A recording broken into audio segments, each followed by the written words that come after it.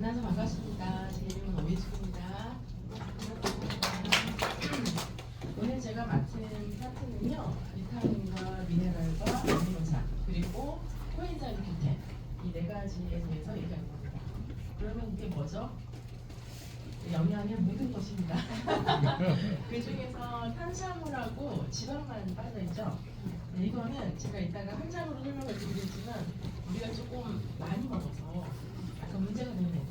얘네들은 주로 결핍이 많아서 문제가 되는 애들이고요. 그래서 오늘은 주로 부족해서 밸런스 있게 영양이 들어오지 못해서 결핍이 나는 부분에 대한 영양을 여러분들한테 소개를 드리려고 합니다. 그리고 이 영양을 이해하려면 인체를 떠나서는 설명을 드릴 수가 없어요. 왜냐면 우리 몸에 이게 필요해서 우리가 지금 배우고 있고 먹는 거거든요. 그래서 우리 몸이 어떻게 만들어져 있는데 각 세포 레벨에서 영양을 어떻게 활용합니까? 이거를 알아야 이게 이렇게 구슬이 꿰어져서 목걸이도 되고 팔찌도 되고 필요한 대로 이렇게 쓰실 수가 있게 됩니다. 일단 시작해 보겠습니다. 제 소개를 간단하게 드리면 저는 미국에서 정보학을 박사 과정으로 끝냈고요. 요즘 챗GPT 떠서 난리잖아요. 그런 거 했습니다. 그런 거 했고 그래서 전공을 굉장히 럭키해서 처음 공부할 때부터 창의과 공학적인 접근을 했어요. 굉장히 여러 학과와 여러 프로젝트를 같이 하게 됐는데 그 중에서 이제 인공지능 에이전트 아바타라고 아시죠? 사람처럼 닮은 인공지능에다가 감정을 넣는 그래서 대화형으로 만든 그런 프로젝트에 제 마지막 목표를 보였습니다. 그래서 좀 챗GPT가 다시 뜨니까 굉장히 반갑더라고요. 그런데 건강은 웬일이냐? 이제 사람이 살다 보니까 저 아이가 셋이거든요.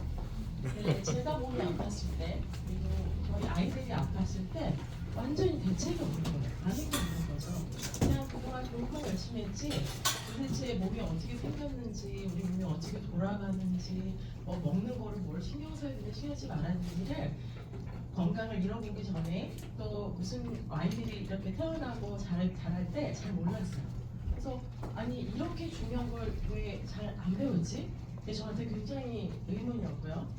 그래서 실제로 제가 의사 선생님한테 좀 알려주시죠. 아니면 제가 뭘 공부해야 될지 좀 알려주시죠. 옛날 일입니다. 네, 그래도 전혀 일반인한테 얘기해봐야 뭘 아시겠습니까? 이런 거잖아요.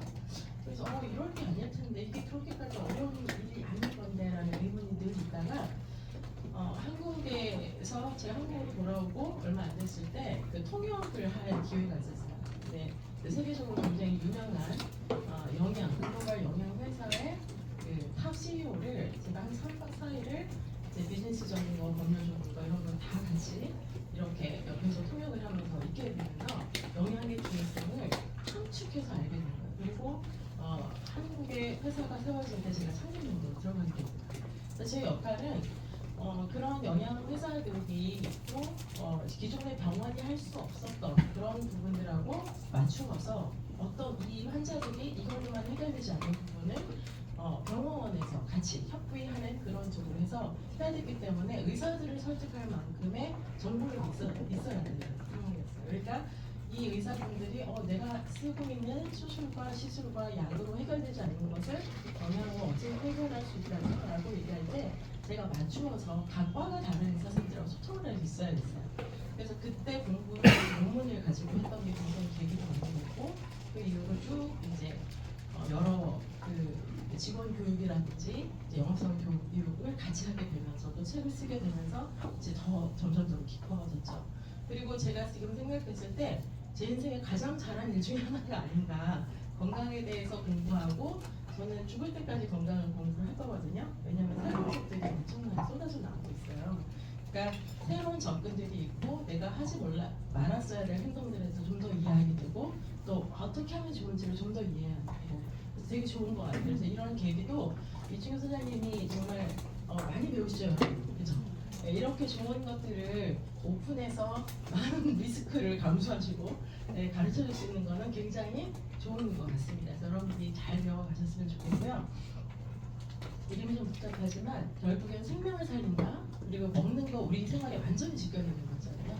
이런 영역에 있는 것들을 서로 소통하면서 연구하고 비즈니스를 연결하는 그런 일을 하고 있습니다. 오늘은 제가 이 중에서 이 건강과 소통에 대한 영역을 여러분들과 나눠볼 거고요. 일단 몸에 대해서 가장 쉽게 이해할 수 있는 그림이 여기 그림이에요. 이제 많이 보셨죠? 설명할 수 있으신가요? 여러분 이렇게 아는 것과 보는 것과 설명은 좀 다르다는 걸 이해하고 계시죠? 네, 그래서 저는 여러분 아까 제가 오전에 수업 듣는 거 보니까 다 가능하신 것 같아요. 그래서 제가 보니까 흡수하는 속도도 그렇고 이해하는 속도도 그렇고 기본적으로 이해함이 있는 것 같다고 생각이 들었습니다. 네, 우리 몸은 생명의 가장 기본 단위로 가면은 세포로 구성이 돼 있어요. 근데 이 셀이라고 부르는 이 하나하나의 세포가 생김새는 저렇게 달라요. 상피세포, 적혈구, 근육세포, 신경세포가 굉장히 다르지만 얘네들이 굉장히 유사한 공통점을 가지고 있습니다.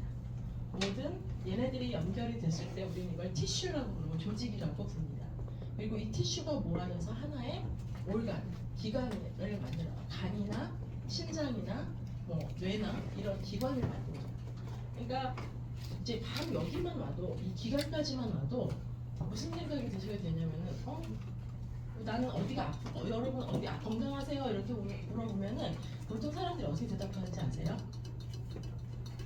건강합니다, 건강 안 합니다. 기준이 뭘까요? 진단명을 묻고요. 저 병은 없어요. 암은 아니에요. 근데 아픈데 없으세요? 그러면 온몸이에요. 거의 다 그렇게 얘기를 합니다.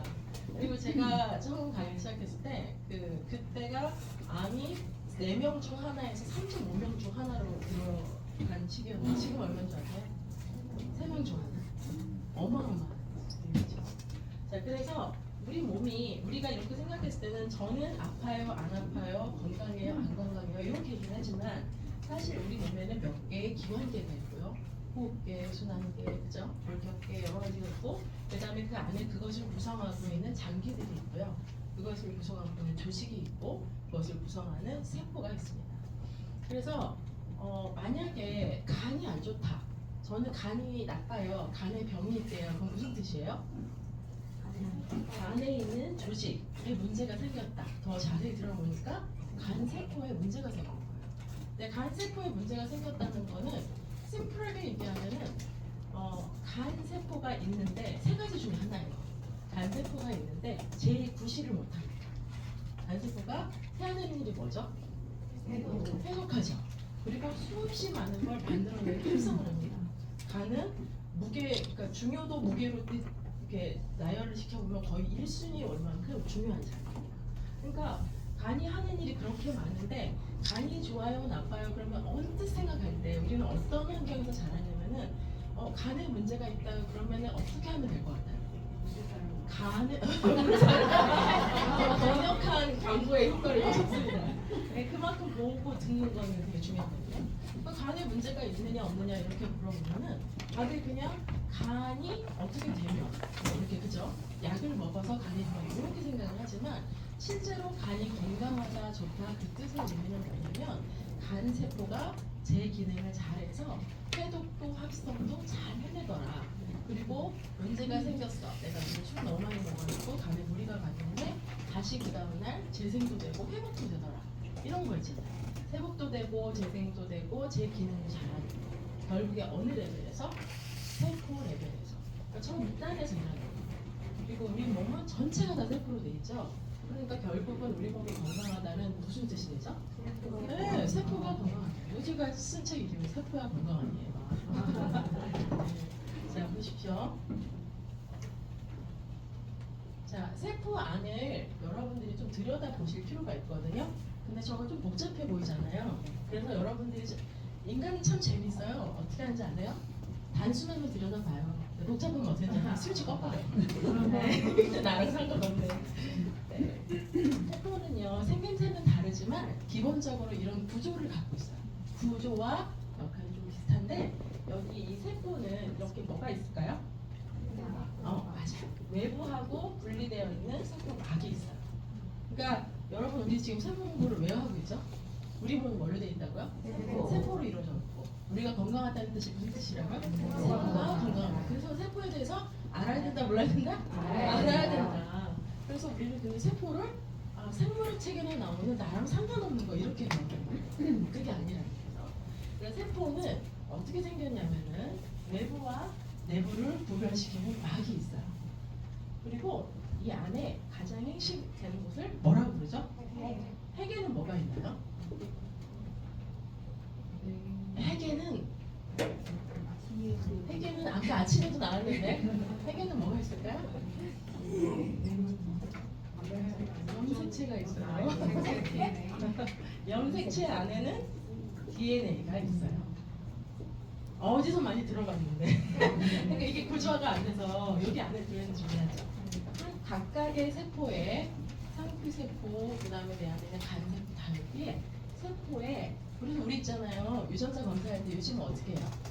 이렇게 이 안에 있는 상피세포 탁탁탁 긁어가지고 그거 탁그 액션 넣어서 보내잖아요. 그죠?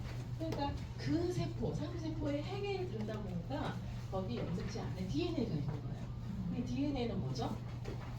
유전자 지도예요. 이 사람에 대한 타고난 정보를 쫙 가지고 있는 거죠. 그죠? 그러니까 이 DNA를 안에 여러 가지가 있는 거예요. 그러면은 어떤 DNA는 정상이고 어떤 DNA는 이렇게 손상이 가 있는 상태로 태어나는 경우가 있는 거예요. 그래서 우리가 가족력을 체크하는 이유는 뭐죠? 아버지가 간암으로 돌아가셨는데 나도 혹시 간세포를 구성하는 변이 어딘가에 변이가 있을까? 이걸 체크해 보는 거죠. 그래서 여기 안에 DNA가 들어있어요. 자, 그 다음에 아직까지는 어렵지 않죠? 네. 여기 막 그리고 가장 중앙에 핵 그리고 그 안에 뭐 있다고요? 네, DNA가 있어요. 그러니까 굉장히 중요한 것이에요, 안 중요한 것이에요? 중요해요. 근데 나중에 얘를 건드리는 애도 있다니까 파괴시키려고. 그게 뭘까요? 활성산소예요. 그러니까 이거를 보호하기 위해서는 이 활성산소를 막아내는 항산화가 필요해요. 그죠? 그러니까 여러분 이렇게 활성산소 딱 세포 딱 이렇게 하는 게 생각하시면 안 돼요. 자, 그 다음에 아까 말씀하셨던 미토콘드리아가 요 사이에 이렇게 떠 있는 거예요. 자, 이게 간세포라면 이게 뇌세포라면 몇 개쯤 들어있을까요? 잘 생각해보세요, 여러분. 우리 몸에 세포로 되어 있는데 그 안에 간이 있는데 그 안에 간 조직이 있는데 그 안에 간세포가 있는데 그 간세포 하나에 이 핵과 막 사이에 미토콘드리아가 몇 개나 떠 있을까요? 500에서 2000개가 떠 있다고 또 일부 메디슨에서는 3000개까지 확인이 되고 있어요.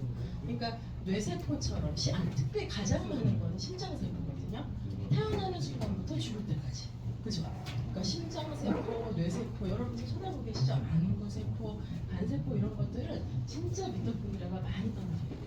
그러니까 우리 몸무게 중에 일부는 무슨 무게다? 미토콘드리아 무게예요. 실제로 과학적으로 증명됐어요. 놀랍죠? 그러니까 이런 애들의 존재를 이렇게 생각을 안 해보고 사셨죠? 자, 그런데 미토콘드리아가 제가 이렇게 굳이 이렇게 이름도 어려운 애를 여러분한테 언급하는 이유가 있어요. 여기가 뭘 하는 데일까요?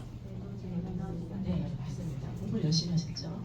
에너지를 내는 무슨 공장 또는 에너지를 내는 발전소 이렇게 얘기를 하죠. 그러니까 쉽게 이 모든 세포에서 간세포가 에너지가 나야 간의 일을 할 거 아니에요. 뇌세포가 지금 여러분들이 저를 보고 고개를 끄덕인다는 건 무슨 뜻인지 아세요? 이해했어요. 네, 이해했어요. 일하고 있다는 뜻이에요. 그러니까 지금 미토콘드리아가 에너지를 엄청 태우고 있는 거예요. 아까 밥 먹은 거, 자, 밥 먹잖아요. 그럼 우리는 1순위로 소화를 시켜요. 소화가 안 되면 돈으로 몸에 퍼지게 되거든요. 그러니까 1순위로 달려가서 밥을 소화시키려고 하는데 아직 소화가 덜 됐는데 갑자기 뇌를 막 돌리기 시작하네? 그러니까 에너지가 분산돼서 이쪽으로 오는 거예요. 그래서 뇌세포가 지금 열심히 이 정보를 처리하고 받아들이고 일을 하고 있는 중이에요. 자, 일을 하려면 에너지가 필요해요. 일꾼한테 밥을 안 주면 일을 안 합니다. 그죠? 그래서 에너지를 만들어내는데 고급지게 우리 몸속에 있는 세포가 내는 에너지는 이름이 있어요. 뭘까요? 영어로 돼. 세 글자. A, 어떤 분이 AP라고 하는 거예요. ATP예요. 뭐의 약자인지는 모르시는 게 건강상 ATP라는 에너지를 냅니다. 이거를 말하자면 건전지 같은 걸 생산한다고 생각을 해보세요. 그러니까 에너지를 많이 낼 수 있으면 많은 일을 장시간 오래 힘있게 할 수 있겠죠. ATP가 잘 안 만들어지면 뭘 하기가 버겁겠죠. 그죠? 그러니까 ATP를 잘 만들어내는 것이 각 세포가 자기 할 일을 잘 하고 있는 거하고 직결되는 거, 연결되는 거 보이시죠? 우리 몸이 기관이 그 안에 이 세포가 일을 잘한다는 거는 결국에 어찌어찌해서 여기에 미토콘드리아라는 에너지 기관에서 일을 열심히 잘해서 필요한 일을 해낸다는 거예요. 자, 그래서 되게 힘든데 여기까지 왔어요. 정리해볼게요. 자, 여러분 여기 쳐다보시고 이름 한번 얘기해보세요. 이게 뭐라고요? 세포마 가운데 그리고 이 사이에 떠 있는 거 미토콘드리아. 미토콘드리아는 뭐 하는데? 에너지 공장. 뭘 만든다고요? 에너지. ATP라고 하는 에너지를 만듭니다. 자, 그러면 이제 뭘 배우시면 되겠어요? ATP는 어떻게 만들어지냐를 배우시면 되겠죠. 그죠? 갑자기 어려워질 거 같죠? 전혀 어렵지 않아요. 자, 숨 쉬면 뭐가 들어오고? 산소가 들어오고. 생각보다 쉬웠어. 먹으면 뭐가 들어오고? 영양. 그리고 최종산물 포도당 형태로 바뀌죠. 그래서 산소와 포도당이 결합해서 세포의 마지막 단계에서 미토콘드리아 내에서 지식 촉매제 누구의 도움을 받아? 코엔자임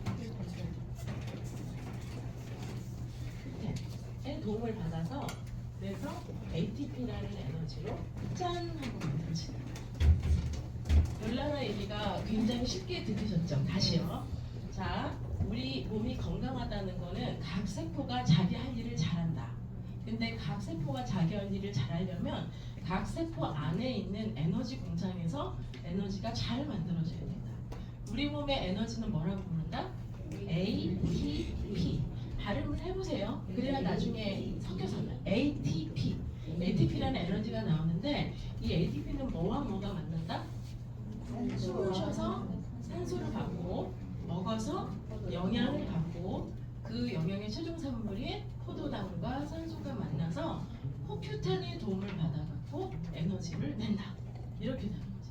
그러니까 산소가 없으면 ATP 만들 수 있다 없다? 네, 그래서 죽는 거예요. 호흡하지 않으면 더 이상 산소가 안 들어오면 ATP가 안 만들어지면서 즉시 활동이 중단되는 거예요. 왜냐하면 심장세포에서 ATP를 어마어마하게 쓰거든요. 계속. 우리 소장님 맨날 이 연습할 때 이렇게 여러분 여기 가슴에 손 대세요. 그리고 심장한테 명령해 보세요. 심장아 멈춰라 이렇게 해보세요. 그런데 아무도 안 멈추잖아요. 그래서 진짜 멈출까봐 차마 그 말을 하라고 못하겠어요. 그래서 하도 멈추시는 분들이 많아가지고. 네, 그래서 얘는 멈추면 안 되니까 생명이 시작되는 순간부터 죽을 때까지 일을 합니다. 그렇죠? 근데 이거를 만드는 원료인 산소 공급이 차단되면 어떻게 된다고요? ATP를 더 이상 만들 수 없다. 반대로 산소는 없는 즉시 영향을 받지만 우리가 음식물은 안 들어가도 며칠은 버티죠. 그렇지만 계속 안 터집니다. 못 뱉습니다. 그래서 여러분들이 그렇게 무서워하는 악도 처음에는 암세포로 시작이 되지만 마지막엔 거의 대부분 영양 결핍으로 돌아가십니다. 자, 그래서 이 영양이 들어오지 않는 것이 또한 ATP가 생산되는데 문제가 생기는 거예요. 여기에 들어와야 될 제대로 된 영양은 안 들어오고 온갖 쓰레기를 넣어주는 게 현대인들의 잘못된 과식, 야식, 폭식 이런 것들입니다. 자, 이해되셨죠? 네. 그럼 전반적으로 구조적인 걸 이해를 했다고 이 어려운 그림을 아주 쉽게 설명하시는 거예요. 아주 이해하시는 거예요. 훌륭하죠? 이것도 이제 이해됩니다. 보시죠? 산소가 어디를 통해서? 폐를 통해서 산소가 헤모글로빈을 타고 어디로? 세포 내에 있는 미토콘드리아로 이동이 되는 겁니다. 그죠? 그리고 우리가 밥을 먹으면 이 음식 속에 있는 영양분이 소화를 거쳐서 결국에 마지막 최종 산물인 포도당으로 변해서 세포 안으로 들어와서 미토콘드리아에서 ATP라는 에너지를 만드는 걸로 쓰이고요. 에너지를 만들고 나면 물로도 반응하고서 남고 그 부산물로 CO2도 나오고 그래서 이건 배출하죠. 그죠? 그리고 여기 활성산소가 나오게 됩니다. 왜? 산소를 썼기 때문에 산소의 찌꺼기인 그 찌꺼기 산소 그거는 활성산소가 나오게 되는 겁니다. 산소 최종 딱 정리 속에 동의하세요? 산소랑 포도당 그리고 이것이 코큐텐의 도움을 받아서 에너지 이해되셨죠? 네. 옆에 분한테 한번 설명해 보실래요? 네, 둘이 짝져서 한번 설명해 보세요. 자, 어디서부터 시작하냐면 우리 몸을 세포로 만들어 여기서부터 시작하는 거예요. 한번 해보세요.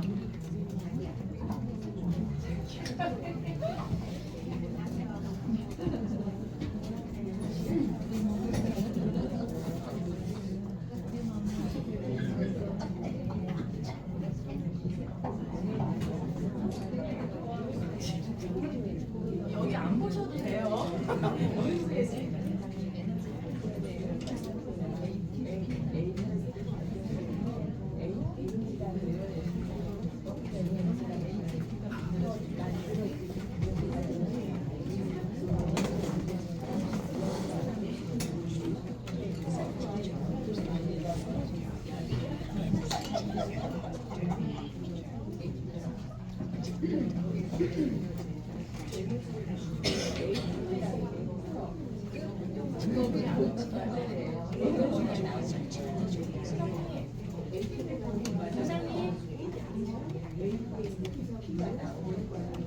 특징에 도움을 받는다는 거.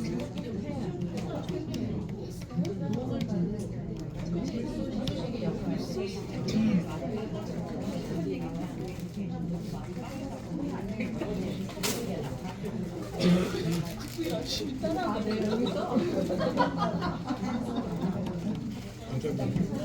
아니 얘기하는 걸 큰 얘기 갖고 지금.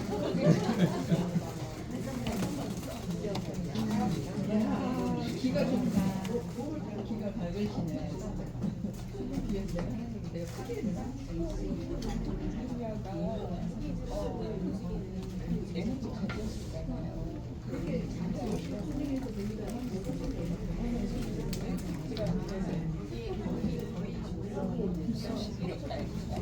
소식이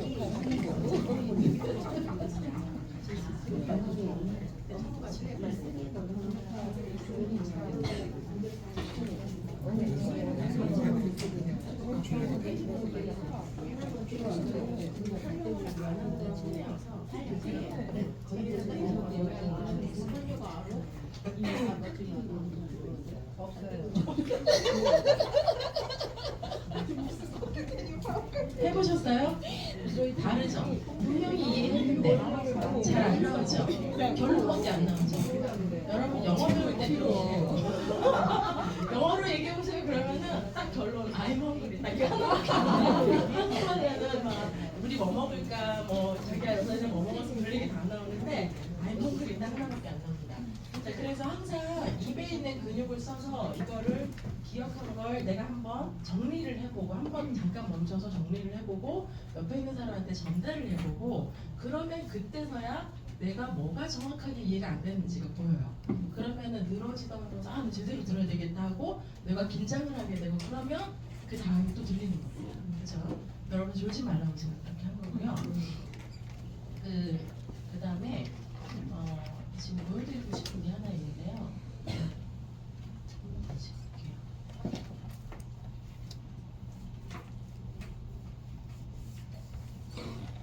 이제 그러면은 여러분들 생각하기에는요. 소화작용. 소화작용. 아, 거기 안 나오구나. 그 여러분들 생각하기에는 우리가 먹으면 왠지 그 영양이 알아서 우리 몸에 쏙 들어올 것 같잖아요. 그죠? 많은 사람들이 그렇게 생각한단 말이에요. 내가 브로콜리를 먹으면 브로콜리가 저절로 내 몸에 가서 그냥 필요한 대로 쏙 쓰일 것 같단 말이에요.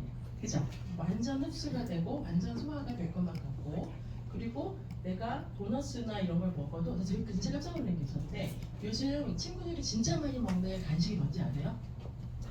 네, 탕후루요. 그래서 저는 이제 이거 건강 공부를 하니까 제가 이제 저 아이들이 사정을 해가지고 딱 한 번만 엄마한테 그냥 친구들이 다 먹으니까 그냥 밥 한 번만 보게 해줘 그래가지고 놀러 가서 탕후루를 사줬어요.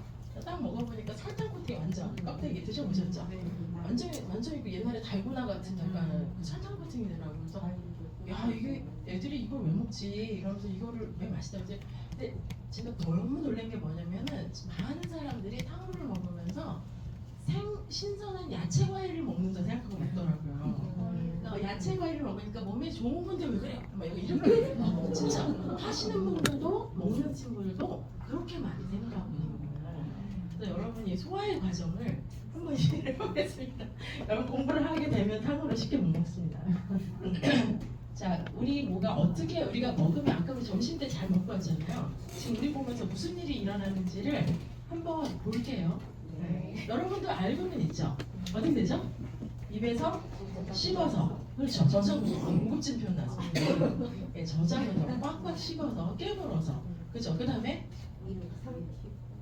삼키고 세밀하게 나옵니다. 삼키고 그 다음에 식도로 내려보내죠. 지나가서 위에 가서 뭔가 뒤범벅돼서 섞이는 것 같고 그 다음에 잘 모르겠죠.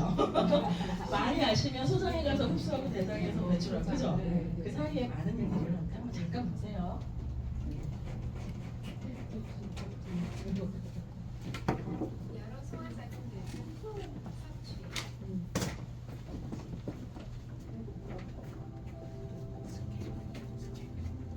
섭취 잘 보세요. 이렇게 밑에서 위산이 올라오지 못하도록.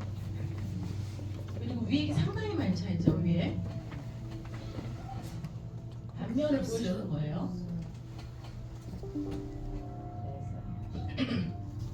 배출과 관련된 소화작용을 이해합니다.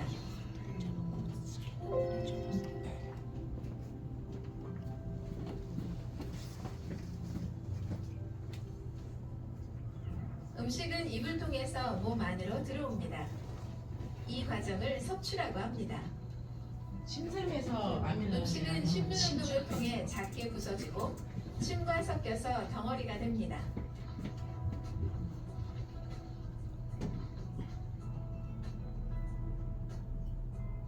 이 덩어리는 꿈틀 운동을 통해 식도로 들어가고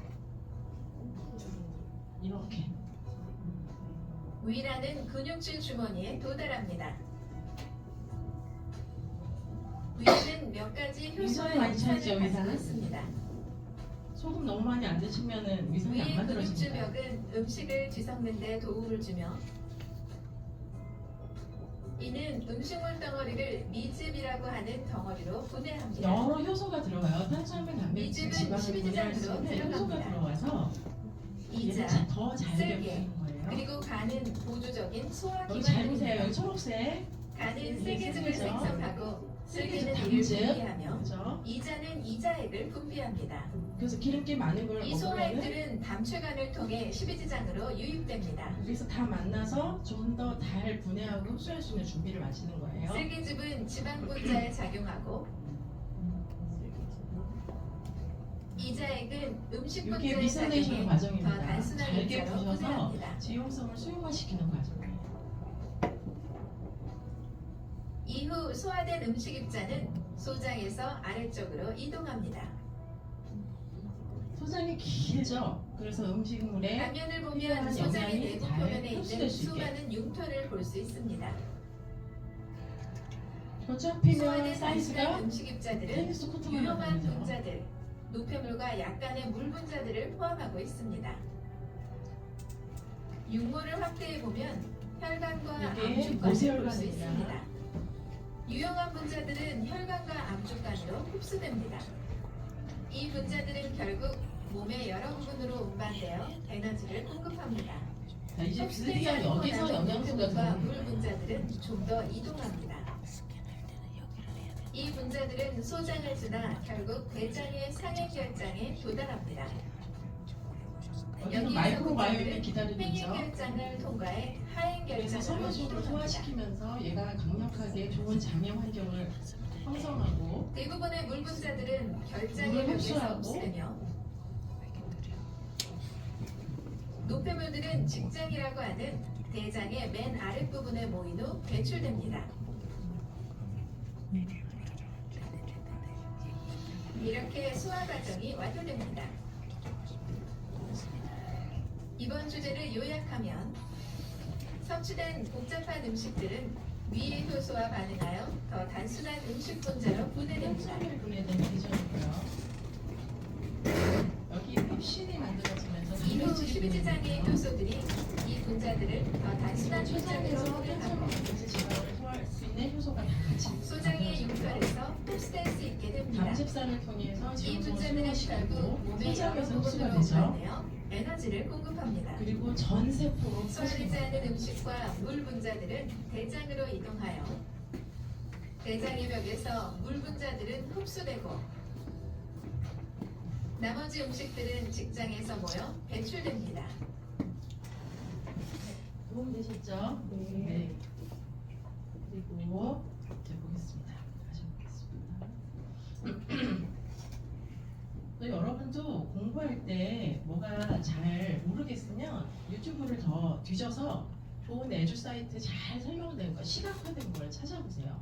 그러면은 아 이거를 그냥 나하고 상관없는 이름처럼 둥둥둥둥 뛰어다니는 거지 그 시각화 시켜서 배우면서 굉장히 머릿속에 잘 정리가 될 겁니다.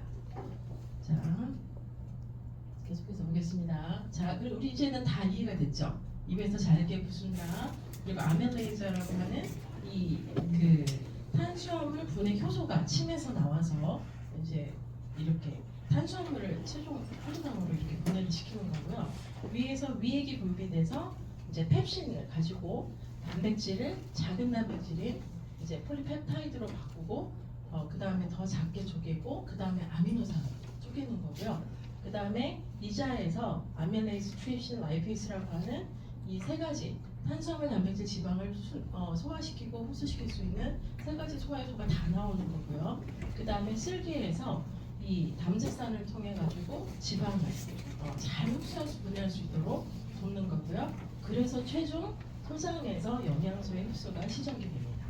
그러니까 제가 말씀드리고 싶은 건 뭐냐면 우리가 먹는다고 해서 바로 들어가는 게 아니고요. 만약에 잘 안 씹으면 소화가 잘 안 되는 거예요.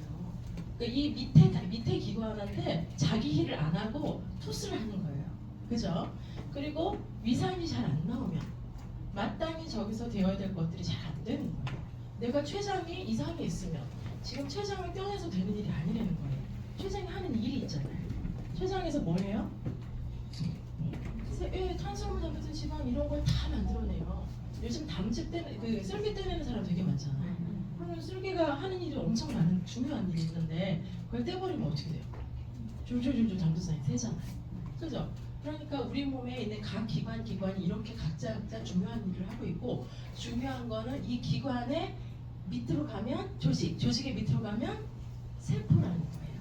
그래서 그 세포가 일을 할 때는 아주 마이크로 레벨로 들어갔더니 결국에 뭐더라?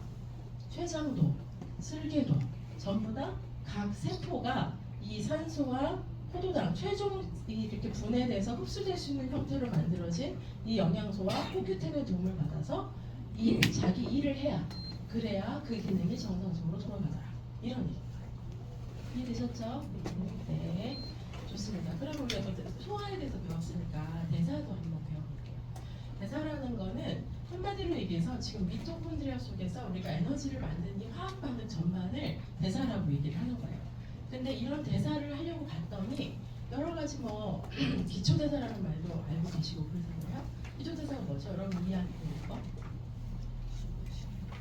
기초 대사라는 거 높다, 낮다, 모르잖아요, 그죠?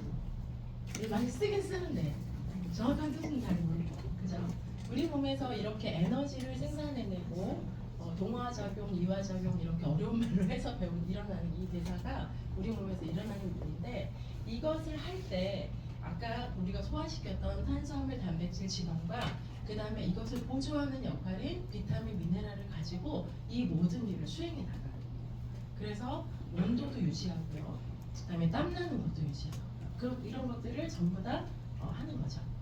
자, 그래서 그러면은 이래서 일단은 산소는 숨을 쉬면 들어오는 거죠. 숨을 잘 쉬면 좋겠고 깨끗한 산소를 먹으면 좋겠죠. 할 수는 없죠. 딱 두 개예요. 숨을 잘 쉰다, 깊게 쉰다, 깨끗하면 더 좋다. 끝. 그죠? 누구는 몰라서 산속에 안 삽니까? 그죠? 할 수 있는 게 많이 없단 말이에요. 그런데 먹는 거는 우리가 할 수 있는 게 되게 많아요. 천차만별. 그래서 우리가 지금 밥을 먹었지만 혹시라도 조금 의식하시고 탄수화물을 약간 덜 떼려고 하신 분이 계셨을 거예요. 그죠? 자, 탄수화물은 한번 읽어보겠습니다. 시작. 양을 줄이고 좋은 것으로 선택. 그러니까 탄수화물은 이제 수많은 리서치 페이퍼가 나왔다고 수많은 연구들이 쏟아져 나왔어요. 근데 결론이 뭔지 아세요? 양을 좀 줄여. 현대인들은 탄수화물을 너무 먹어. 선생님 저는요 밥 많이 안 먹습니다. 근데 자세히 보니까 빵을 많이 먹는 거야. 그러니까 일본인들이 탄수화물이 뭔지 정확하게 모르시는 거죠. 그러니까 곡류 같은 거 있잖아. 그러니까 탄수화물 그 다음에 탄수화물 헷갈릴 때쯤에 그렇게 단 거 안 좋아해요. 대신 밥하고 국수 이런 건 좋아합니다. 그렇게 되는 거죠. 근데 우리가 밥하고 국수를 좋아하는 이유, 잡곡밥보다 흰쌀밥을 좋아하는 이유가 뭔지 아세요? 우리 몸에 들어가서 당으로 빨리 변환이 돼요. 그러니까 쾌락 중추를 더 확 이렇게 만족감을 주거든요. 천천히 들어와서 못 느껴지는 게 아니라 확 들어와서 확 느껴지거든요. 그러니까 이 도파민이 더 많이 활성화되면서 더 땡기는 거예요. 그래서 의도적으로 노력을 하지 않으면은 양을 줄이고 좋은 것을 선택하기가 굉장히 어렵습니다. 그렇지만 어쨌든 결론은 뭐라고요? 지금 먹는 것보다 양을 줄이고 나쁜 거 먹지 말고 좋은 거 먹으라는 거예요. 그러면 빵을 볼게요. 어떤 빵이 좋은 빵이고 어떤 빵이 나쁜 빵인가요? 그냥 빵은 다 나쁜 건가요? 네. 그 안에 섬유소가 살아있고 처음에 만들어질 때 GMO 씨앗을 쓰지 않고 정제시키지 않고 거기에 기타 MSG가 많이 들어가지 않고 이런 것들이 좋은 탄수화물이에요. 이해되셨죠? 그리고 탄수화물 적정량 어느 정도인지 아세요? 손사용법 아세요? 손사용법. 손 이렇게 펴보세요. 이렇게 올려보세요. 이게 자기가 먹어야 할 1일 1회 아니 1회 아니고 1일 아니고 1회 네, 탄수화물입니다. 아니 이거밖에 안 돼. 네, 그래서 그나마 애기 손가락하고 비교해 보세요. 애기보다 많이 드실 수 있고 남자분들은 여자보다 더 드실 수 있습니다. 그래서 이거는 보기보다 상당히 정확합니다. 네, palm size portion이라고 해가지고 palm portion이라서 이거 손으로 재는 그 측정법이 있어요. 굉장히 유명한 학회에서 이제 발표를 한 거예요. 근데 실제로 우리가 이제 어느 정도가 적당한가를 계산하는데 그때 언제 막 저울이나 젤밖에 이렇게 못하지 않아요. 근데 손을 보니까 손을 가리니까 거의 확실한 거죠. 그 정도가 탄수화물. 단백질은 여기 손바닥 안죠. 그냥 한 해에 먹어야 될 거. 그러니까 허리띠 풀르고 삼겹살 이빨 싸놓으시면 안 돼요. 단백질은 탄수화물은 이렇게 저장이라도 해놓죠. 그래서 나중에 천천히 문제를 일으키지만 이제 단백질은 한꺼번에 왈칵 드시면은 굉장히 많은 그 단백질 독소 때문에 문제를 일으킵니다. 이따가 나올 거예요. 자, 그 다음에 단백질은 어떻게 먹으래요? 시작. 좋은 단백질을 적정량 일정하게. 다 그 말이 그 말 같죠? 근데 자세히 보면 달라요. 어떻게 해야 돼요, 얘는? 양을 줄여. 그리고 좋은 걸로 선택. 얘는 좋은 거를 일정량, 적정량, 일정량. 네. 그래서 우리가 이렇게 고기를 어쩌다 한 번 말칵 집어넣는 것보다 적은 양을 꾸준히 적절히 섭취하는 게 훨씬 중요해요. 왜냐하면 단백질이 뭐를 만들 때 여러 가지에 도움이 되거든요. 필요한 재료가 되거든요. 우리 인슐린도 뭐로 만들어요? 단백질하고 아연, 그죠? 효소도, 그 다음에 막 감기 걸리면 항체도, 다 호르몬도 단백질을 만들잖아요. 그러니까 적정량이 일정하게 들어오는 게 굉장히 중요하다는 겁니다. 그리고 지방은 어떻게 하라고요? 자, 다시 처음부터 시작. 나쁜 지방 줄이고 좋은 지방 늘리고. 제가 이렇게 쉽게 써놨다고 여러분이 무시하시면 안 돼요. 이게 랑셋이라고 해서 전 세계 몇십 년 동안 전 세계를 걸쳐서 조사를 해본 거예요. 왜 이렇게 사람들이 많이 죽고 병에 걸리지? 조사를 해봤는데 먹는 거하고 직결되는 거예요. 그러면서 이 결론이 뭔지 아세요? 이거를 알았더라면, 이것을 조절했더라면 사망을 막을 수 있었다. 이렇게 결론낸 거예요. 근데 그때 보니까 지방, 탄수화물은 너무 많이 먹고, 그죠? 그리고 단백질은 너무 울컥울컥 먹고, 그 다음에 지방은 나쁜 거는 너무 많이 들어오고, 좋은 거는 오히려 결핍돼 있더라. 이게 이제 지방의 이렇게 하잖아요. 그러니까 여러분들 좋은 지방 뭐 생각나세요? 여러분 쉽습니다. 좋은 지방 뭐 올리브유, 또 아보카도, 참기름. 애매합니다. 들기름은 생압착 들기름은 무지 좋고요. 참기름은 왜 애매하냐면 사실은 참기름에는 오메가6 말고도 굉장히 좋은 게 많은데 약간 오메가6가 좀 많아요. 근데 우리가 한국 사람이 너무 오메가3가 많으니까 오메가3가 얘가 약간 비율로 움직이거든요. 그러니까 얘가 좀 많이 들어오는 게 조금 문제가 돼요. 그래서 예를 들어서 저희 집에는 참기름을 거의 안 먹고 생합치 들기름으로만 거의 씁니다. 왜냐면 다른 데서 그런 게 많이 들어오니까. 그래서 이렇게 활용을 하시면 좋고요. 자, 쉽죠? 탄수화물을 어떻게 줄이고, 그 다음에 좋은 걸 먹고, 단백질을 일정하게 좋은 것을 일정량 일정하게.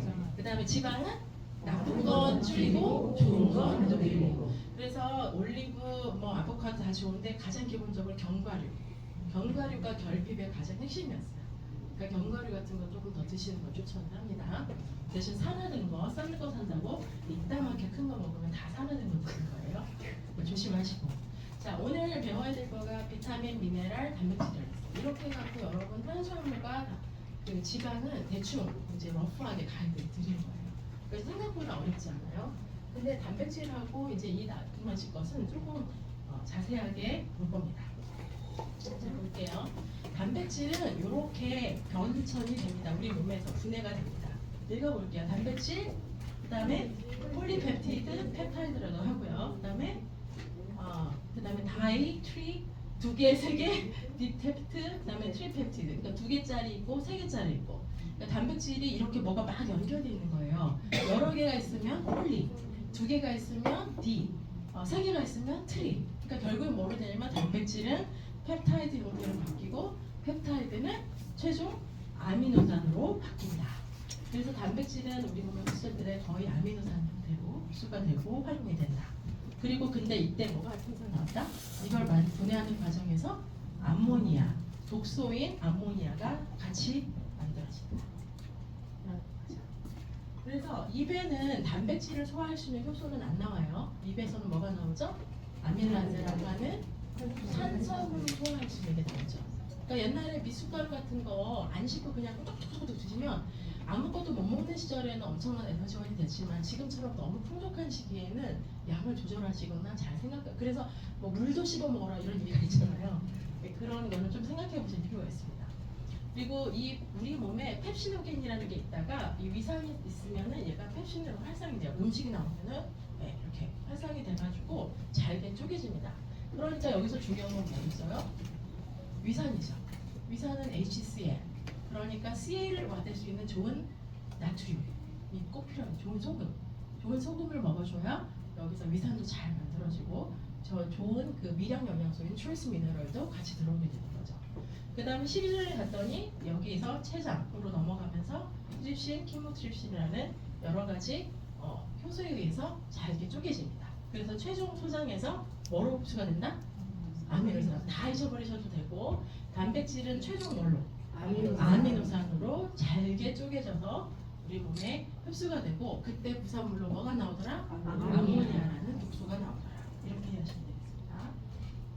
자, 이걸 그림으로 보면 이렇게 단백질, 그 다음에 여기 여러 개 좀 있는 거, 그 다음에 세컨더리 추가해서 그 다음에 여기 아미노 액시드. 이게 아미노산입니다. 그림까지는 모셔도 되고 조금 단순해지는구만 이렇게 하시면 됩니다. 이거는 같이 읽겠습니다. 시작. 단백질이 우리 몸에 이용되려고 하면 아미노산 형태로 바뀌어야 한다. 그래야 간 문맥을 타고 간으로 가서 항체, 효소, 호르몬, 콜라겐, 근육생성 등을 만들어낸다. 알겠죠? 간은 해독만 하는 곳이 아니에요. 간으로 가서 뭐 한다고요? 항체도 만들고 효소도 만들고 호르몬도 만들고 콜라겐도 생성도 만들고 하는 일이 무지하게 많습니다. 자, 이해되셨죠? 잘 중요하게 보셔야 되는 건 뭐가? 단백질이 섭취가 돼야 우리 몸에서 항체, 그러니까 감기가 걸리면 싸워야 되는 그 항체가 뭘로 만들어진다고요? 단백질로. 이게 쪼개져서. 효소도. 우리 밥 먹으면 여러 가지 소화 효소가 나온다 그랬잖아요. 그것도 뭐가 있어야 된다고요? 단백질. 있어야 된다.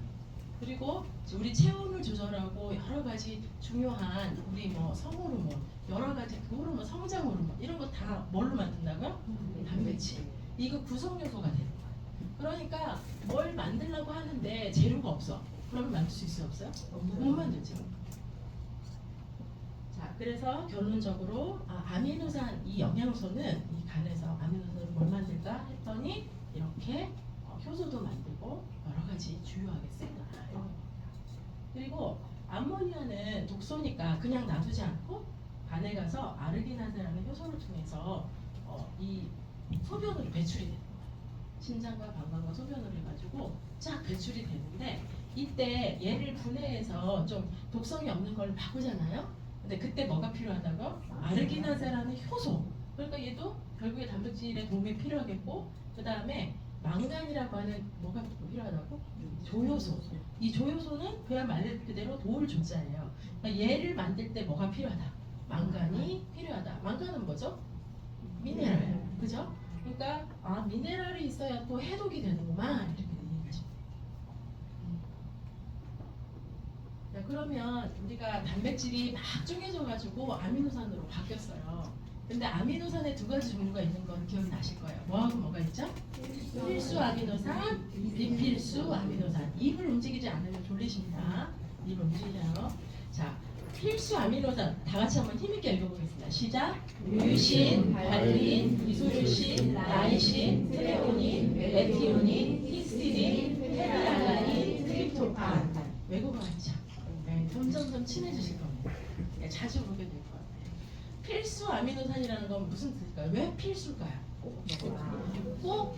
그럼 얘는 없어도 되나요? 아니 그건 필수가 그 필수가 아니고 반드시 먹어야 하는, 반드시 먹어야 그 음식을 통해서 만들어낼 수 있는 종류의 아미노산을 필수 아미노산이라고 합니다.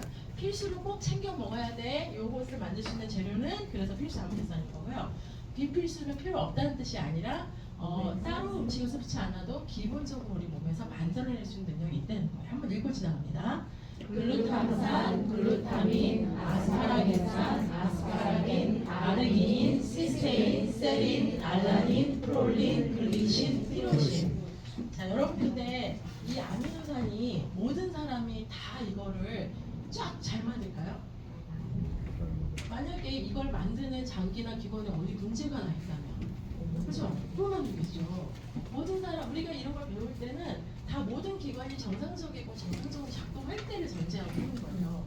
근데 내가 어떤 부분이 이상이 있다 그러면은 나는 이것을 만드는데 유전적인 결함이 있다든가 그 장기가 지금 손상돼 있다든가 아니면 뭐 영양이 제대로 들어오지 않다든가 하면은 이 필수나 비필수를 제대로 섭취할 수가 없겠죠. 그래서 PM 같은 경우는 머리를 너무 잘 썼죠. 이제 기본적으로 5대 영양 중에 하나로 단백질을 섭취할 때는 뭐를 먹으면 되죠? 프로쉐이크를 먹으면 되죠. 여러 가지 영양소가 다 들어있고 그 중에서 단백질이 좀 강화돼 있네. 그죠? 칼로리는 적으니까 다이어트 효과도 있고.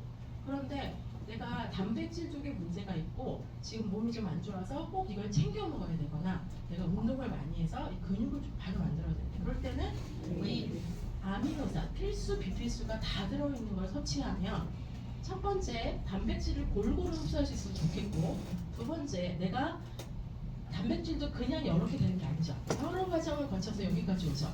여러 과정을 거치는 능력이 내가 부족할 수 있잖아요. 그죠? 우리 양자를 재봤는데 아미노산의 어떤 거가 되게 안 나와요. 그러면은 그게 유전적인 결함일 수도 있고 그런 거를 잘 못하는 못 먹어서 그럴 수도 있고 그죠? 그걸 잘 보시면 됩니다. 그래서 단백질과 아미노산 중에 계속해서 결핍이 난다면 웨이를 솔루션으로 생각해보는 거가 굉장히 필요하겠죠. 그래서 이제 각자 아미노산은 이렇게 각자 기능이 있어요. 그래서 가장 대표적으로 우리가 보통 사람들은 아미노산 하면은 어떤 사람들이 알고 있는지 아세요? 아미노산 가장 잘 아는 사람. 운동하는 사람. 운동하는 사람이 근육 만들려면은 아미노산 필요하다는 걸 알고 있어요. 그래서 영양을 잘 몰라도 운동하는 사람이 근육 키우고 싶어서 그렇게 많이 먹는데 근육을 만드는 아미노산 세 가지를 아시는 거예요. 리신, 유신, 이소류신, 발. 우리 소장이 열심히 가르치셨는데 다시 힘을 내서 근육을 만드는 게 뭐 있다고요? 아니요. 단백질, 발린, 근육 있잖아요. 그죠? 여기 근육, 그죠? 여기 근육 있잖아요. 발린, 유신, 이소류신. 처음에 나오니까 여긴 줄 알았어요. 다시요. 발린, 유신, 이소류신. 요 세 가지가 단백질을 만들 때 가장 많이 쓰이는 거예요.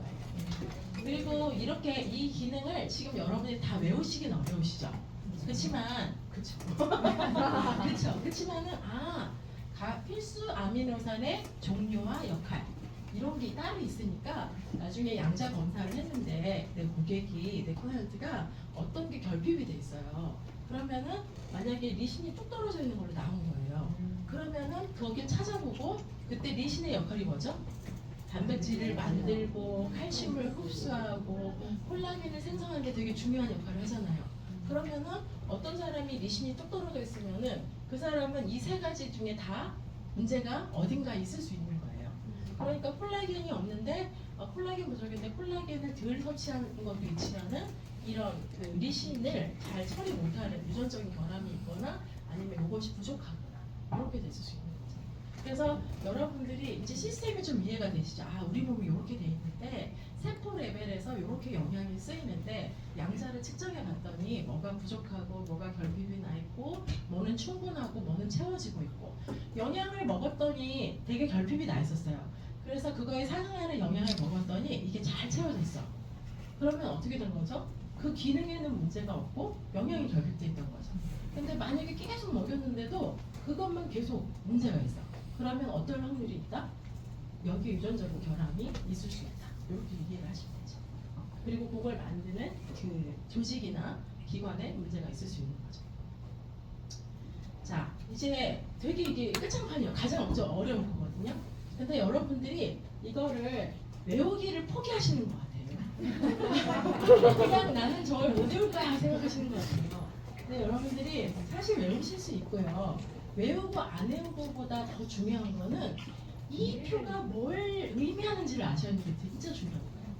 자, 단백질, 우리 지금 오늘 이 시간에 뭐 배웠나고요? 단백질과 비타민, 미네랄 배웠잖아요. 그 중에 예를 들어서 우리 단백질을 가지고 뭘 만든다고 했죠? 예시로 호르몬 하나 만드는가 봐 예시로 들어보는 거예요. 자, 페닐알란이라는 게 있었어요. 자, 어디서 읽었을까요? 우리 아까 소리 내서 읽었는데 이게 어디서 나왔죠? 이렇게 딱 잡아 떼시면 제가 보여드릴 거예요. 페닐알란이 어디 있어요? 네. 아니 이렇게 낯설게 얘기하시다니. 네, 아까 필수 아미노산에서 여기 끝부분에 페닐알란이 있었어요. 그러니까 단백질을 먹고 우리 몸이 건강해서 잘 이렇게 쪼개져서 이제 필수 아미노산으로 이제 만들어져서 페닐알란이라는 게 만들어지면 어떻게 된다고요? 이 페닐알라닌이 여기 재료가 필요한 거지. 재료가. 페닐알라닌이라는 원료에 뭐가 필요하대요? 삼구철. 영어로 하시기 쉽습니까? 네. B3, B9, 페라틴 이렇게 할까요? 삼구철 아저씨 편하죠? 삼구철 아저씨가 같이 갑니다. 페닐알라닌에 삼구철이 같이 합해져서 뭐로 변환된다고요? 티로신으로 합성이 된다고요. 자, 티로신이 그 다음에 여기서 티로신이 준비되면 이게 바로 갑상선 호르몬을 합성할 수 있는 또 다른 원료가 된다고요. 그죠? 자, 그러니까 어떤 사람이 갑상선 호르몬에 문제가 있어요. 그러면 무슨 뜻이겠어요? 혹시 합성 재료에 문제가 있나? 보시는 거예요. 그럼 갑상선 호르몬을 잘 못 만들면 당연히 갑상선에 문제가 있겠죠. 그러니까 갑상선 호르몬을 만드는 거에 뭐가 관여한다고? 페닐알라닌, 삼구철, 티로신 이거 체크해 보시면 돼요. 그 부분에 이상이 있는지 없는지. 그리고 갑상선 그리고 나서 이제 그럼 여기서 끝이냐? 그게 아니고 이 호르몬이라고 했어요. 호르몬의 합성 재료라고 했어요. 재료잖아요. 그럼 여기에서 이제 이걸 가지고 갑상선 호르몬을 만들어가는 거예요. 뭘 붙여서? 아이오딘, 요오드를 붙여서. 요오드를 이렇게 붙여서 이게 티록신이라고 하는 T4가 되는 거예요. 그리고 얘가 어디로 가? 간에 가서 누구의 도움을 받아서? 셀레늄의 도움을 받아서 얘가 아까 4요오드에서 3요오드인 T3로 변환이 되는 거예요. 그러면 어떤 사람이 T4는 정상인데 T3가 정상이 아니야. 그러면 문제는 여러분 탐정이 되는 겁니다. T4는 잘 만들어지는데 T3가 안 만들어져. 그럼 어디에 문제가 있을까요? 셀레늄 부족 또는 간이 된 저하 또는 뭐 그런 거죠. 네, 이렇게 되는 겁니다. 그래서 이해가 되시죠? 그러니까 이거 읽어보세요. 시작. 셀레늄이 부족하면 피부가 틱스로 전환이 안 돼서 갑상선 저하증 발생 가능성이 높아진다. 그리고 비만인 반대로 손발이 차고 만성 피로 에너지가 저하되기도 하죠. 자, 그러니까 여러분들 이걸 보면은 이거를 다 외우는 게 중요한 게 아니라 오늘 오시면 오늘 교재 받으셨잖아요. 교재에 이 페이지가 있잖아요. 얘를 딱 피세요. 딱 펴서 어떻게 하면 돼요? 갑상선에 문제가 있다고요? 그러면은 이 반응 과정을 보여주시는 거예요. 그러면 이렇게 비타민과 미네랄과 아미노산이 결정적인 역할을 하는 거예요. 아미노산, 비타민, 미네랄을 가지고 필요한 호르몬을 만드는 데 문제가 돼요. 그리고 실제로 모든 세포도 그 산소와 영양소를 가지고 그 모든 일을 해내는데 거기에 문제가 생기는 거죠. 자, 그 다음에 포큐텐은 이미 설명을 한 번 했어요. 그죠? 아주 간단하게. 거의 모든 세포에서 언제 쓰인다고요? 에너지 대사를 내는 그 마지막 과정에 첫 번째로 촉매제로 쓰이고 산소와 글루코스라고 하는 포도당이 탁 만나서 ATP를 만들어내는 그 순간에 딱 촉매제 역할을 딱 하는 거예요. 그리고 그때 쓰이면서 산소가 쓰이면서 활성산소가 생기죠. 그때 급하게 얘가 꺼요. 그래서 항산화 역할을 같이 합니다. 그 결론은 뭐냐면 포큐텐은 이렇게 그 역할을 같이 한다는 거예요. 이거는 뭐냐면요. 제가 요즘 챗GPT가 난리잖아요. 그래서 지루하지 말라고 챗GPT에다가 이제 물었어요. 야, 포큐텐이 뭐야? 이렇게 묻는 거죠. 그랬더니 포큐텐은 체내에서 자연적으로 생성되는 화합물로 세포 내에서 에너지 생성에 중요한 역할을 합니다. 중요하네요. 그렇죠? 근데 또한 얘가 항산화제 역할을 하기도 합니다. 대부분의 세포에 존재를 하고 또 특별히 많이 쓰는 기관에는 에너지가 많이 필요한 장기에는 높은 농도로 존재를 합니다. 그래서 이제 막 더 자세하게 설명을 했어요. 이제 조금 들리시고 보이시죠? 또 보세요. 자, 그러면 포큐텐이 어디 들어있어? 라고 이제 질문을 한 거죠. 그랬더니 열심히 대답을 했어요. 처음에 인체에서도 많이 만들어지니까 여기저기에서 많이 발견됩니다. 그리고 심장, 간, 췌장, 신장에서도 매우 높은 농도로 발견이 됩니다. 그리고 어느 음식에 들어있냐고 물었으니까 이렇게 얘기를 한 거예요. 소고기 주목해서 보세요. 그러니까 예시를 들어줄게요. 소고기 읽어보세요. 100g당 약 1.6mg의 포큐텐이 함유되어 있죠. 자, 그러면은 소고기 드시면 되는 거예요. 그래서 여기서 질문, 여러분들의 질문, 뭐가 궁금하신데요? 아니, 일일 필요량이 얼만데 그래야 내가 얼마큼 먹어야 될지 잴 수 있을 거 아니에요. 그래서 포큐텐의 일일 필요량이 얼마야? 물어본 거예요. 그랬더니 다 개인에 따라 다르지만 하루에 얼마큼 먹으래요? 90에서 200 정도를 섭취하시면 좋습니다. 그러면 소고기 기준으로 보면 어떻게 되는 거예요? 100만이라고 해요. 100g을 먹어야 2.6ml니까. 네, 10kg 먹을 수 있으시겠습니까? 본인 감당이 되시겠습니까? 소화 기관이 이제 감당이 되겠습니까? 그래서 여러분들이 그냥 소장님께서 그동안 이 포큐텐은 하루에 얼마가 필요한데 이게 일상에서 다 섭취가 안 되니까 이거를 보충제로 먹으면 가장 좋은 영양제 중에 하나고 되게 중요한 겁니다. 이렇게 배웠지만 실제로 하나씩 그걸 직접 확인해 보시면 왜 그런 결과가 나왔는지 이해하실 수 있습니다. 이해가 되셨죠? 나는 여기다가 이제 그것까지 확인했죠. 이거 어디서 찾았어? 이거 출처까지 확인했고 틀림없는 소스에서 한 걸 확인을 했죠. 재밌지 않나요? 그래서 이렇게 생각하고요. 정리해 보겠습니다. 포큐텐에 대해서 정리를 해보겠습니다. 포큐텐은 거의 모든 세포에서 뭐가 만날 때, 산소와 전환이 만날 때 포큐텐이라는 촉매제 역할을 하게 됩니다. 이 반응이 잘 일어나게 해주는 역할을 하는 거예요. 촉매 역할을 하고 이때 산소를 쓰면서 나오는 활성산소를 제어하는 항산화 역할도 하게 됩니다. 이 두 가지 역할을 다